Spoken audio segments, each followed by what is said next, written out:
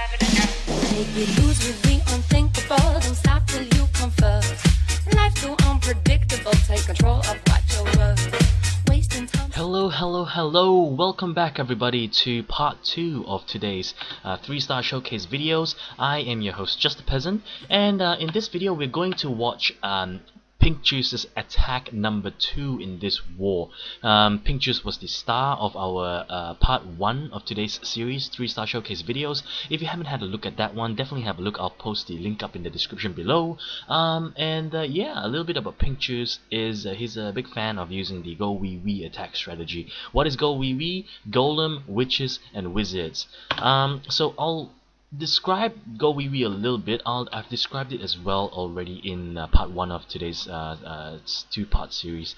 But if you haven't had a look at that one, I'll describe it very briefly here. The GoWiWi consists of 3 golems, 2 here and 1 in a clan castle, as well as 8 witches, 10 wizards, and 10 Wallbreakers. The Wallbreakers' job is to have them break walls into the core.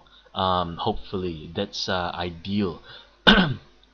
That didn't happen in the first video, so Pink Juice had to use a jump into the core in the first video, but in this video you see that the Wallbreakers actually almost managed to break into the core. I think one of them hit the core wall or something like that, and then the king actually opened the wall, opened a hole into the core, and therefore Pink Juice was able to keep his jump spell to be used later to come out of the core, to have his troops come out of the core. Yeah, a little bit more about GoWiWi. I'll do a tutorial on how to GoWiWi. Sometime shorter. I mean, sometime in the short-term future. But a little bit more about GoWiWi is the strength of GoWiWi doesn't lie in the troops, but they lie in the base selection. So for GoWiWi attacks, you kind of wanna select very open style bases. What is open style bases? Bases that have lanes that you can almost see. So in this base you can see a lane over here. You can also see like this is almost a lane, and basically there's not a lot of compartments in here. Compartments being places like these where the walls protect every 4 part of 1 building or 2 buildings. So this is another small compartment over here, but this entire base doesn't have many compartments, and therefore it's a good base to use witches on. Witches are fairly weak against bases with a lot of compartments. Why? Because when witches produce their Larries or their skeletons die from 1 hit of almost any tower. So the weaknesses of the biggest nightmare of these Larries, of these skeletons, are the AoE damage towers. And what's AoE? AoE is area of effect damage towers.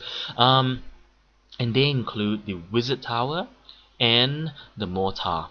So these towers, one shot kills every single Larry that's attacking a wall somewhere, because they usually attack the same wall. So you don't want that to happen. So in a base that has a lot of compartments, you'll find that a lot of your Larrys are stuck just hitting walls, and they get taken out by wizard and mortars. Wizard towers and mortars. So the less compartments the base have, the more you can see these lanes, the more open style the base is, the better it is for a GoWiWi. So let's just go straight into this attack. Pink Juice is going to attack from the left. Why? Because the Archer Queen is here. So if you want to make a decision on if you want to attack left, right, top, or bottom, just look at the part of the base where it's closest to the witch. I mean, not the witch, the Archer Queen, and then you'll want to attack from there. So he's gonna place 2 golems over here, place another golem over here, and then place all his witches in the same place. You wanna clump the witches up because they are much more stronger if they're together, as well as all their Larrys are together, making a front line for the witches. Specifically for this base, because of the design, I would have placed my witches first.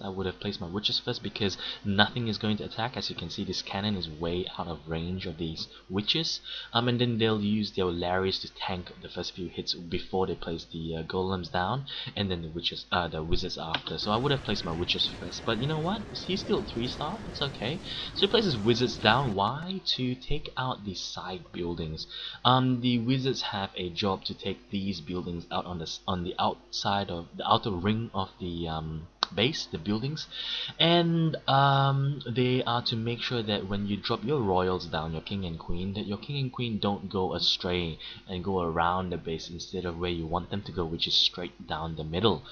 So this way they get to, Pinctus will be able to funnel his king and queen down very successfully into the middle of the base, which is where he wants to go.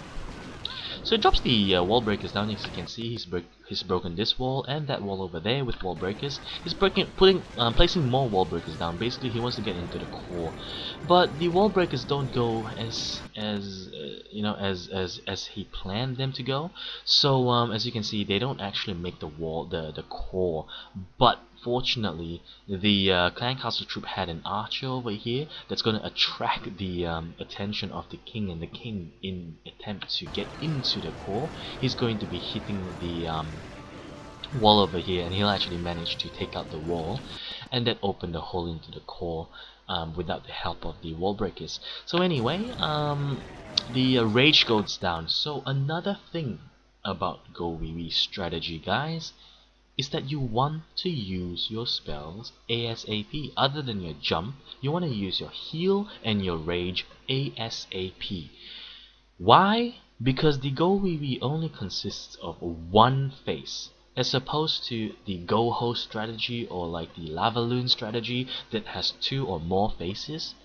The GoWiWi only has one phase where you drop all your troops down, all your witches, all your wizards, everything down. You don't keep anything left in your inventory except for a few archers here that will just, help clean up some, buildings at the outskirts. But because it only has one phase, all your troops are going to go down. You want to use your spells, your rage and your heal, when your units are still alive, and also clumped up. So when's the best time to use it? When they're still alive. It's early in the attack. So about this time, you want to drop your rage to take out the clan castle troops. You want to drop your heal. As you can see, this heal spell is right here. And Pinctus uses the heal just a little bit in front of the rage, so that way he'll heal the golems as they go into the core, and then he'll put another rage in the middle of the core to destroy everything in the core, successfully placing them one after the other. So yes, that's how you go GoWiWi. So at this stage, guys, you can see I'm gonna pause over here. Let's have a look.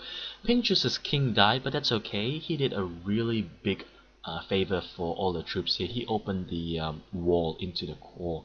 So then after that he died, but that's okay. At this stage he drops the rage into the middle of the core, and this is ideally the best situation that Pinctus can possibly be in.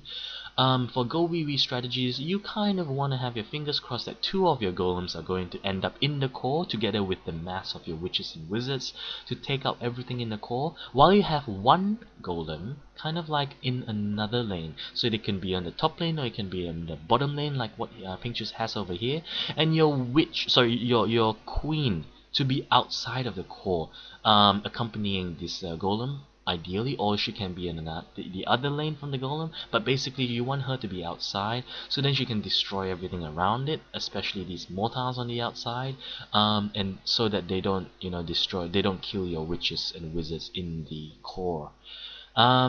So this is a very ideal position that Pinctus would like to be in. So he rages everything in the middle, and they're gonna take out every single building in the core.